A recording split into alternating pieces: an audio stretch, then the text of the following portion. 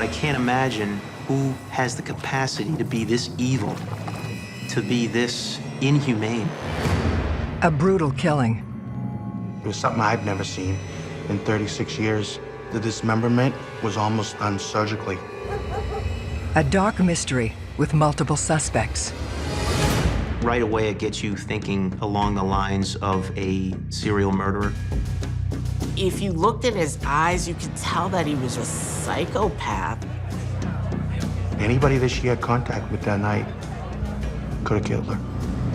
The truth will be revealed. This was truly a whodunit. Every day in North America, dozens of people are murdered. The key to solving the toughest of these homicides lies in the final 24 hours of the victim's life. To crack the case, detectives must reconstruct that critical timeline. The minutes and hours containing evidence that can help unlock the mystery and catch the killer.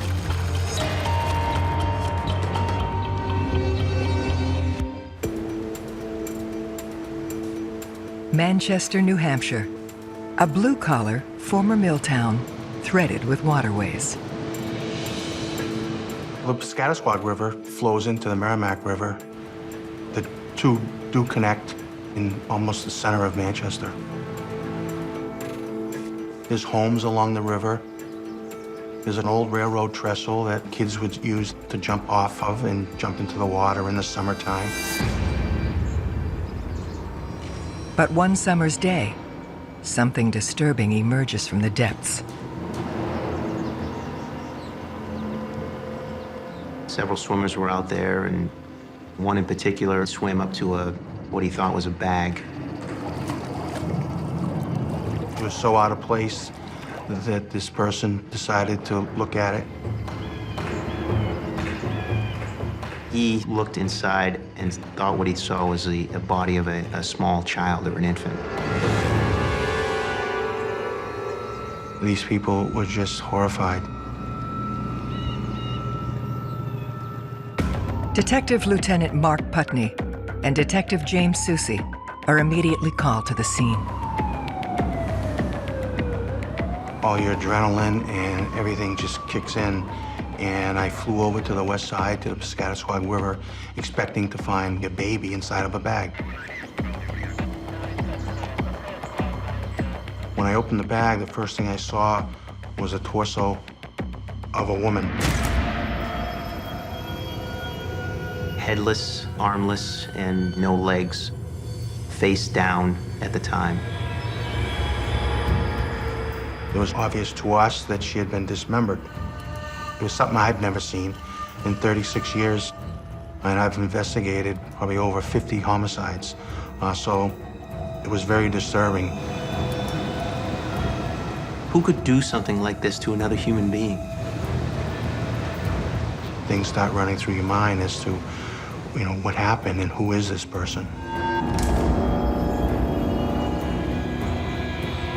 Without the head, it becomes much more difficult to identify somebody because you don't have any dental records, you don't have any basis of comparison. We knew we need to start conducting a search. The water, the trestle, the walkways, the marsh, the entire area, in hopes to find the remaining body parts.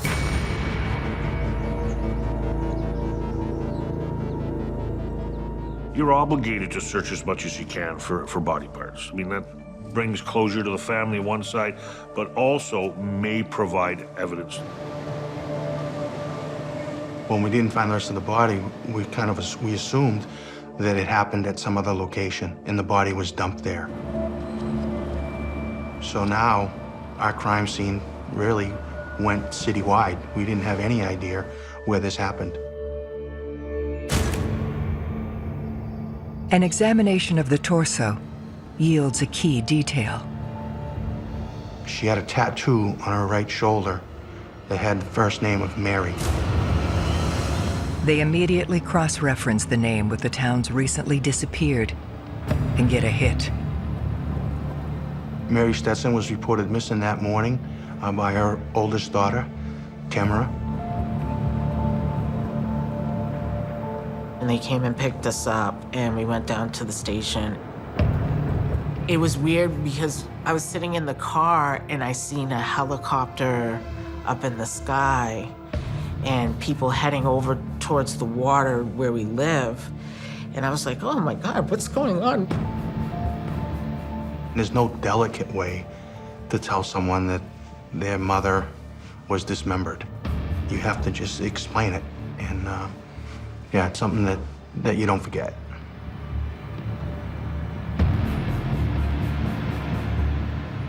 To find out it was my mother's torso.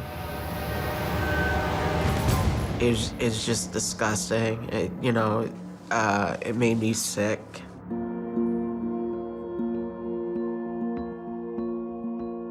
That's when my life changed,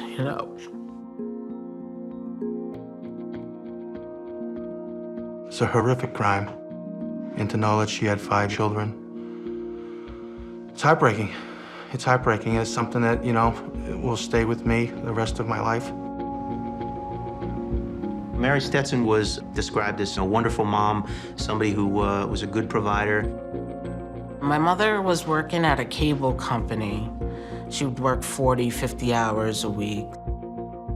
She was tall, long legs, just beautiful, inside and out. Her oldest daughter, Tamara, gave information that her mother had gone out on the night of the 18th, and that since that night, her mother never returned home. She said that was very unusual. She was last seen at 5:45 on the 18th and discovered on the 20th. Creating a timeline is critical to any police investigation. Without a timeline, it's often difficult, if not impossible, for police to create a suspect list, and it makes it almost impossible for murder to be solved.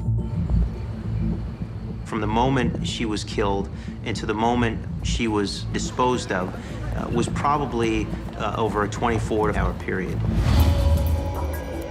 We determined that the death probably occurred late on the 18th, early on the 19th. Narrowing it down further will prove a challenge. When finding a body in water, it can prove difficult in determining cause of death and time of death. Being submerged in water may accelerate the internal changes in the body and cause decomposition at an advanced rate than it would outside the water. You also may have fish plucking out the hair and taking pieces of skin off the body. You also may have artifact from motorboats. The propeller can make deep cuts in the body to make it look like there was stabbing or cutting before they died.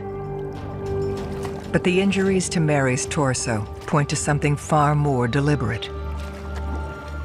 The medical examiner of New Hampshire did an autopsy, and he was able to determine that she died of multiple stab wounds, I think 12 to be specific, to her chest cavity. That tells me that somebody was very angry, extremely upset, and determined to kill this person, that it wasn't something that was an accident or a random act. It clearly seemed like it was a personal attack. Something, I think we would characterize as, vicious, evil. The frenzy of that attack contrasts with what the killer does next. The dismemberment was almost done surgically. The cuts were very clean, right through the flesh and right through the bone. It didn't look like it was done by, to me, an amateur. What that says about the mindset of the person is that they have this willingness not only to kill, but to get up close and personal and chop somebody into little bits.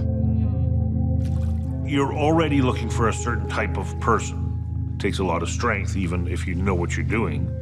So the person you look for is likely male. That could be someone in the medical profession. That could also be someone who is a butcher. We were looking for someone who had the capacity and the knowledge to dispose of a body, to throw off investigators, to both the victim and the suspect. And also someone who was so completely evil and depraved that could do something like this to another human being.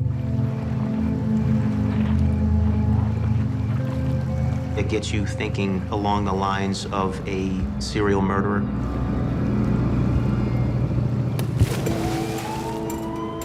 One of the first things we did in this case was reach out to other police departments to see if they had any similar crimes in other jurisdictions.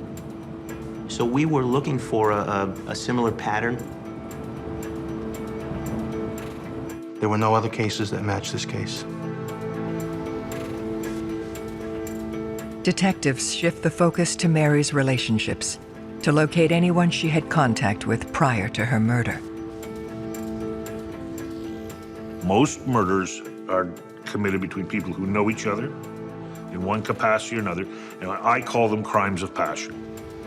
We really needed to uncover every corner and lift up every stone and specifically get into the details of her life and what she was about and who she socialized with. They turn to Mary's 22-year-old daughter, Tamra. My mother talked to my father, but he lived all the way in Louisiana. Her ex-husband wasn't a suspect. It was a very friendly relationship. But the family can point them to someone who connects directly to Mary's timeline. On the 18th, in the afternoon, she was supposed to go out with a guy named Chris. And he never showed, and she was ready to, go out and have a good time. My mother wasn't the type to wait around. She's like, it's my Sunday. Hey, I'm leaving. She left the house at 5:45 in a taxi cab. Mary's date then shows up less than an hour after she leaves the house.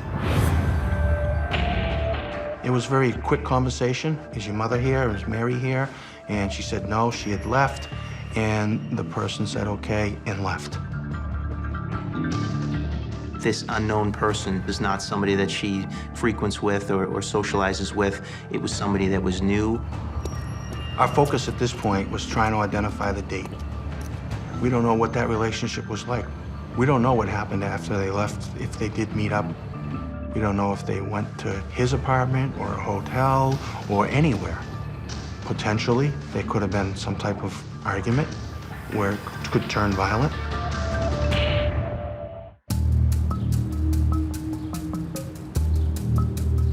Detectives looking for Mary Stetson's murderer have their first suspect, a man they know only as Chris. The family provided us the description of the person that showed up at her home. He was a white male. He had blue eyes and blonde spiked hair, slender build. We brought in a forensic artist and sat down with her. She was able to provide us a sketch of who this person was. So we take the composite sketch and we wanted to get this information out so that we could start generating tips. When you're dealing with homicide, the media is your friend. As much as they want information from you to make the 6 o'clock news, you need them to also get messages out to your witnesses, maybe to your suspect. But I just didn't like the fact that she was all over the place. Didn't sit well with me at all. The composite sketch is widely distributed, but Mary's date does not come forward. We had no one that jumped out at us and said that, you need to take a real hard look at this person. It was very disappointing because here's somebody that was knocking at Mary's door 2 days before she's discovered, and for the person not to come forward immediately was very concerning to us. This person seemed as if it just dropped off the face of the earth. Police move on to examine the next stage in Mary's timeline. Mary was picked up by a local cab from her Kimball Street address and was taken downtown to a local bar. We conducted an in-depth interview with that driver who confirmed that he had dropped her off, and he in fact saw her leave the cab and walk towards the bar. Mary arrived at the bar at approximately 6 p.m. in the evening. It's a popular joint on Lake Avenue. That was my mother's spot. She loved it there. We had gone in there with her picture. We showed it around to the different patrons that were there, to the bartender. We learned that Mary had some drinks. We learned that somebody saw her with someone. You now have a connection to a person and your victim. And certainly the theory is that, during that interaction, something went wrong for whatever reason, and then it becomes violent, which certainly happens in relationships.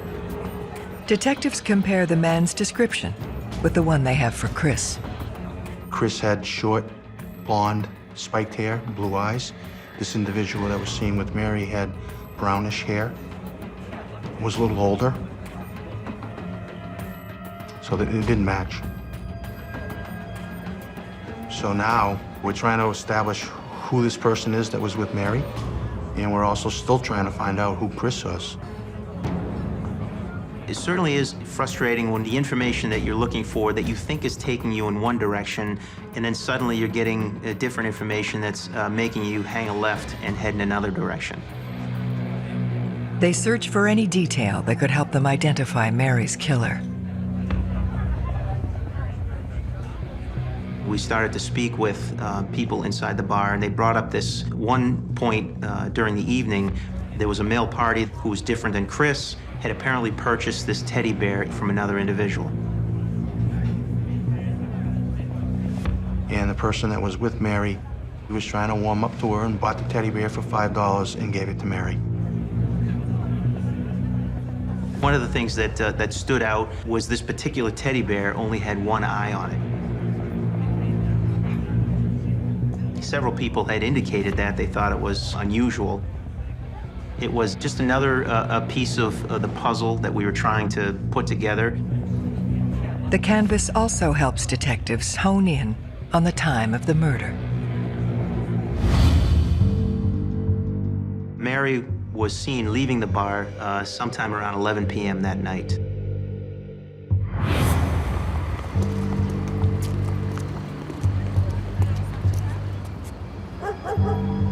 At that point, Mary's trail runs cold. Aiming to generate new leads, they look further back in her timeline. The family told us earlier that day she had been to this market, which was in the neighborhood.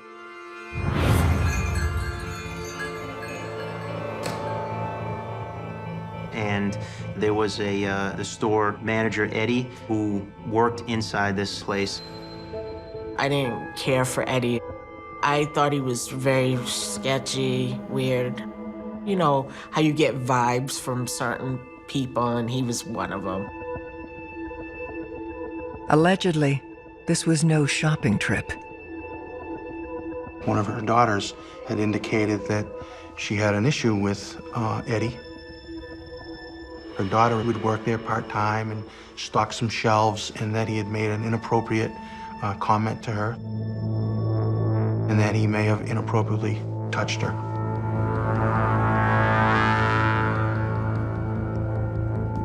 My mother found out about it and was really, really livid. It's a very volatile situation when someone has a revelation that their daughter has been possibly molested. I wondered if he had something to do with her disappearance.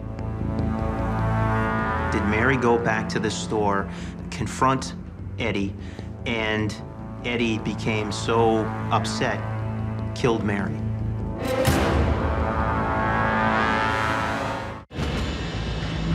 An alleged confrontation between Mary Stetson and a store manager named Eddie sparks the interest of detectives. Based on what Mary's daughter told us, we were concerned. Eddie could possibly be a suspect here. The detectives went there and they spoke to him. They tried to get an alibi from him, what he did that night, get a timeline. He did say that Mary had been there on the 18th, and she did confront him about these allegations, and they had a discussion. He described it as a bit heated. He denied having anything take place. Everything was on the up and up, and eventually Mary left the store, according to him. Eddie had closed the store at 11 o'clock. He said he left and gave another employee a ride home, and he went home. To verify Eddie's claim, they questioned the man he says was in his vehicle that night. Billy Johnson was another employee in the store. He was a bit of a transient, too. I believe he may have even stayed from time to time in the basement of that place. Rather than providing clarity, Billy's statement confuses the picture even further. He said when Mary had stopped in and he had asked her about what she was doing later, and she may have been a little flirtatious, she had suggested that she may stop back between 10 and 11.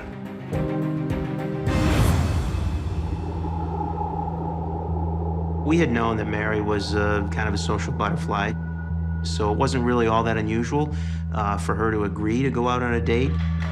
But the contradiction that we faced was the fact that she went to the store to confront Eddie about these allegations of sexual assault against her daughter. And while she's there, during some time frame, she has interaction with Billy, and she agrees that she's gonna have some kind of date with him later on in the evening. It just, you know, it didn't add up, it didn't make much sense. As they probe deeper, allegations surface that may explain the contradiction. People in the neighborhood said that Billy was a daily alcohol consumer, and he'd have these spans of time that he couldn't remember or just didn't make sense.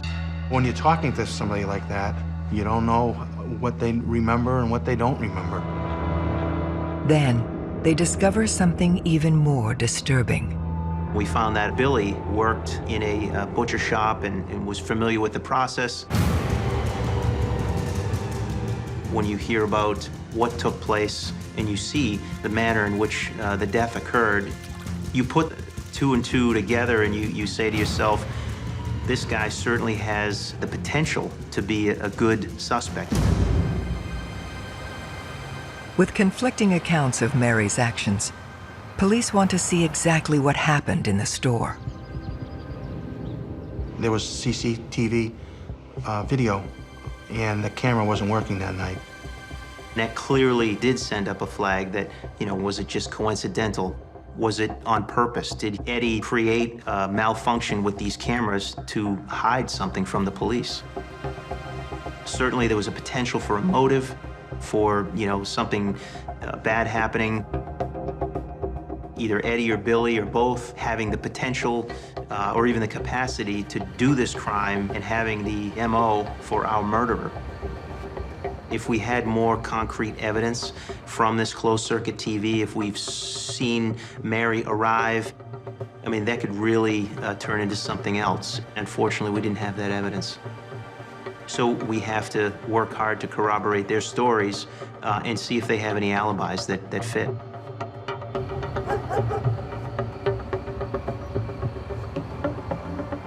We couldn't connect Mary to Eddie because his alibi was locked up by the fact that he closed the store and he was seen by his family in another location on the same time frame that Mary had been seen in the downtown area.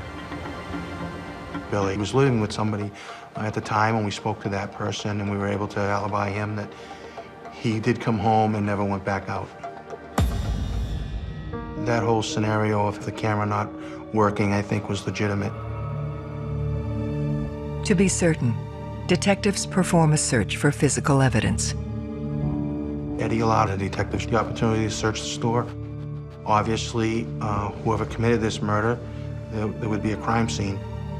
They went downstairs, they searched the cellar, they looked all over, and they couldn't find any evidence that suggested that Mary had been killed there. As they rule out the market, Mary's date appears from nowhere. Chris just walked into the police department and said something to the effect of, "I think you guys are looking for me." And we interviewed him. That composite sketch was 100% accurate. You could put them up together, it was the same person. What was concerning to me was the fact that after this homicide was reported, it was all over the media. And the fact that that person didn't come forward to us, that was very important. We're wary when he walks in the station right away that he is somehow connected to this, that he has had ample time to dispose of critical evidence, that he's had time to think about the whole process, to think about a story, to think about an alibi. You go into this hoping you could poke holes in his story. He couldn't really provide a real reason for not coming forward. He also didn't go to work the next day. I remember looking into that and saying, well, this is odd. He didn't come forward for a couple of weeks, so we pressed him hard. Chris eventually told us that he didn't make the appointment when he was supposed to. He was late. By the time he got to her house, she had left. Chris tells police he then joined friends at another bar across the street from where Mary was dropped off. Both bars were similar, maybe 50 yards from one another. We confirmed his alibi by speaking with the friends that he was with that night, who corroborated that information. And in fact, he was with them, so he couldn't possibly have been where she was. He also provided us an alibi as to where he spent the night that night, and we were able to find the person that he spent the night with. He was cleared as a suspect.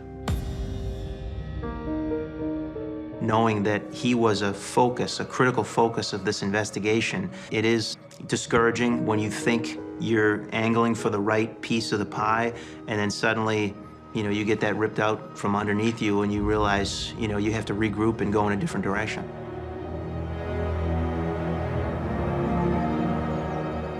I mean, people were on edge. They talked about it in the schools and on the news, and it didn't matter if we were exhausted. It didn't matter if we had other things on our plate. But it became increasingly frustrating. The more information that we got, the more of kind of a question we had in the back of our heads as to who this suspect was. Were we ever going to get to the right person? Were we going to locate that person in time to prevent maybe another tragedy? Chris then turns from suspect to critical witness.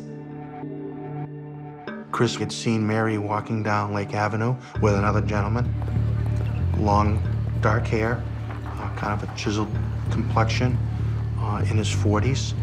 And he remembers because Mary was wearing the hat that he recognized, the dark, wide-brimmed hat.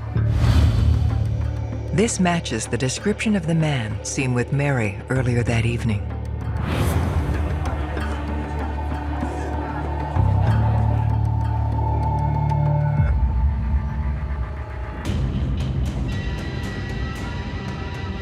More determined than ever, detectives renew their efforts with the media.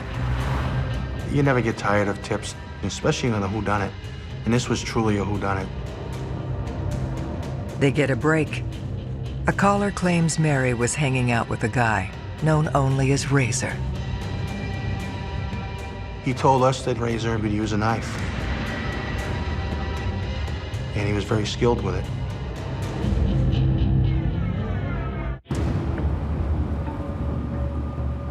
Police have a new person of interest. A man who goes by the name Razor. Kind of ironic that he got the nickname of Razor and that he came in on a tip line when we're looking for somebody that had been involved in a dismemberment. They bring in the man who phoned in the tip. His name is Josh. Josh had told us that there was a party that both he and Razor were at. Both were competing for, Mary's affection, and at some point, she was obviously leaning towards Josh, more so than she was leaning towards Razor, if at all. Razor was apparently so upset that he located him that next day and assaulted and beat him up. Detectives need to determine if Razor is the same dark-haired man last seen with Mary the night she died. He was upset and had a connection to Mary. Mary kind of had an attraction to his friend instead of him. Maybe he has a criminal past. Those things kind of add up. They head to Razor's last known location. When he was in Concord, he was living in this tent on the river. I personally actually went to Concord and found his tent. We searched his campsite and surrounding areas, and we didn't find anything. No knives. No knives that were capable of causing this homicide. This manner of disposing of a body, it seemed like it was a process, a very involved process, and that didn't fit his profile. He was a drifter, a transient who lived in a tent, doesn't have a vehicle, doesn't have the equipment needed. He doesn't have the means in order to commit this type of crime. In the end, he didn't fit the description of the person back in the bar. With Razor ruled out, concern grows the case may go cold. That was extremely frustrating because each time we developed information on another person, we were excited, we were getting there, we identified somebody, could this be it? And then suddenly we would speak to these individuals and we realized right away this is not the person we're looking for. Months are going by and we couldn't lay her to rest. It's gut-wrenching. When you're trying to solve this case, there's pressure from the family. They want answers, so you have an obligation to try to solve it as quick as you can and give them answers. We used every avenue that we could to hopefully try to solve it. Then, they uncover a curious new lead. A second missing persons report. We received a call late at night from a woman who identified herself as Donna Plick. She hadn't seen her ex-husband, Vaclav Plick. Even though they were divorced, they still had a relationship where they would talk daily. Donna was somewhat nervous, but she was also concerned. She didn't know if something had happened to him. Vaclav Plick was last seen in the early hours of July 22nd, 2 days after police found Mary Stetson. When someone disappeared in and around the time of the murder or shortly thereafter, that is of great interest to find out where they went.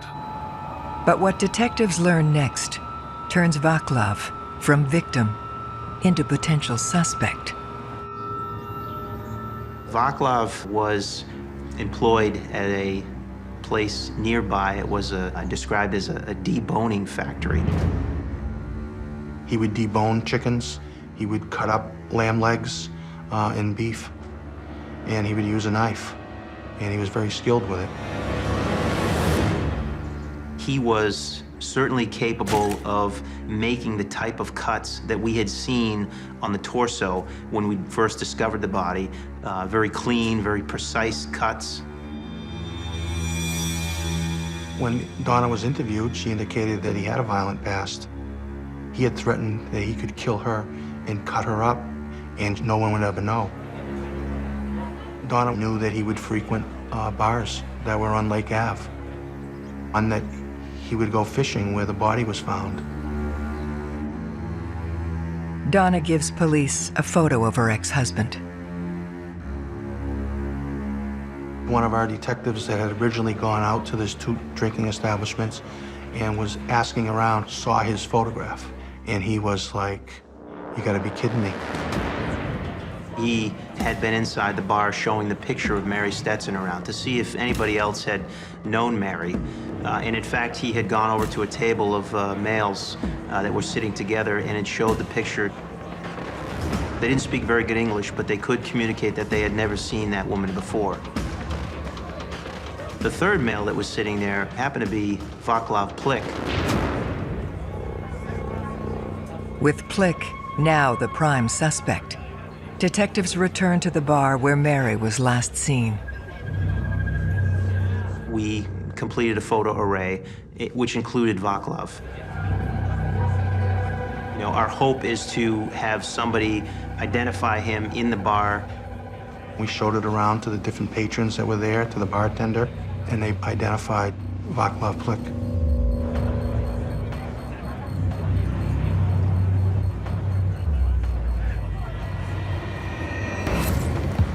They need to determine what happened in the hours after Mary and Plik left the bar.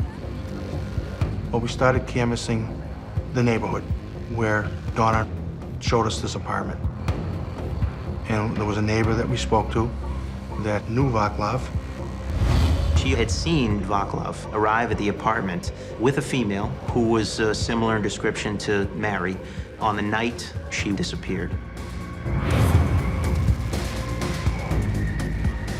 So when we initially came to the apartment, two of us entered through the common hallway in the front. One of the first things we saw was what appeared to be dark stains on the wall, leaving the front of the apartment outside the common hallway and heading towards the exterior door. The stains that we tested did test positive for the presence of human blood. That gave us probable cause to get a search warrant. It was very interesting what we found in that apartment. When you first go in and just look, you wouldn't think that anything had happened there. Everything appeared normal.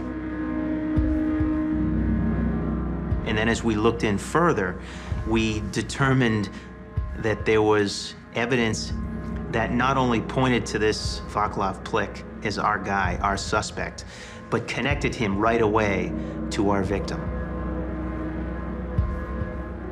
On the bed was a rimmed hat. That's Mary's hat. Not only that, there were several teddy bears inside that apartment. One in particular that was missing an eye. All crime scenes are strange, but to see the hat sitting on a bed that was perfectly made, and to see this teddy bear without an eye was just, you know, here's the case.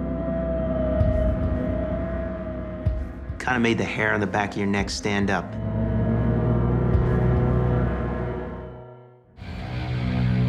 Detectives have proof that Mary Stetson was inside Vaclav Plik's apartment the night she disappeared. Now they're looking for evidence of murder. In his bedroom, the carpet was cut out. I mean, that's consistent with something happening, something staining the carpet, and then the carpet having to be removed right away. When someone's stabbing somebody, the blood is casting off. And clearly, people who clean up crime scenes forget the fact that there's other manners in which to collect evidence or visually see evidence. You turn out all the lights, and you spray this chemical, Luminol, and it luminesces blood with like a black light, and that area lit up like a Christmas tree.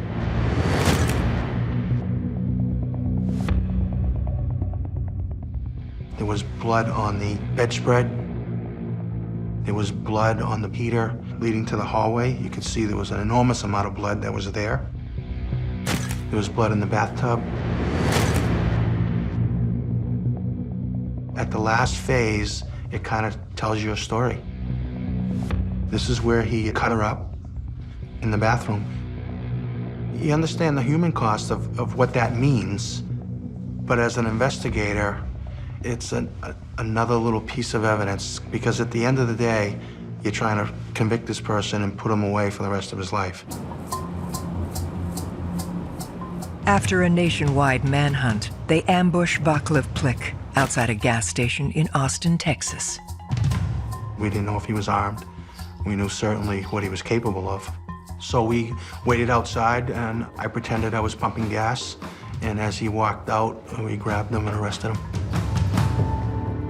I was so happy and relieved because this man was caught and he wouldn't be able to do it again to some other woman. As they grill Plick for a confession, they now have a complete timeline of what happened the night Mary died. Mary left her apartment about 5:45. She traveled in a cab to a local bar. There, she met with Vaclav. They had some drinks at this bar, and he purchased a teddy bear for her. They then left that bar and headed back towards Vaclav's apartment on Orange Street.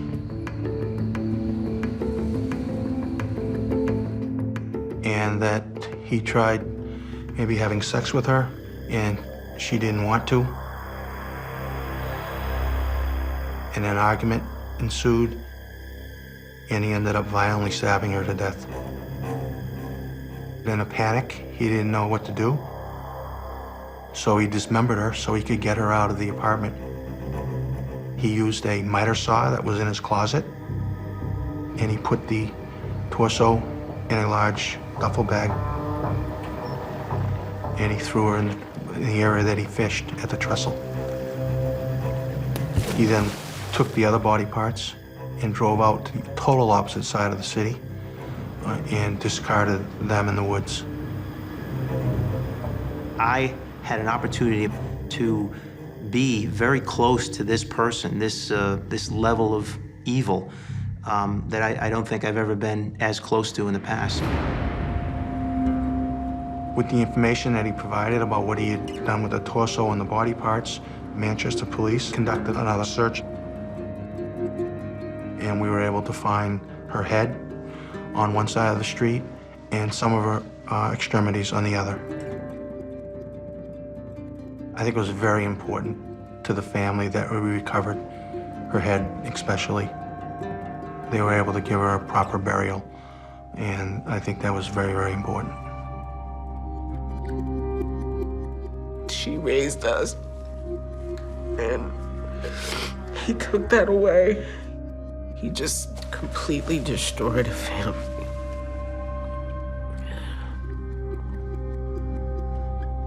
On November 14th, 2000, Vaclav Plick is convicted of Mary Stetson's murder and sentenced to life in prison without parole. I just remember when the verdict came back guilty, how emotional it was, even for me. And I turned, and Tamara was there, and we embraced each other and cried. It was a relief. I gave Mark a big hug because they worked hard. And it was finally ended. And I was kind of happy. Justice was served.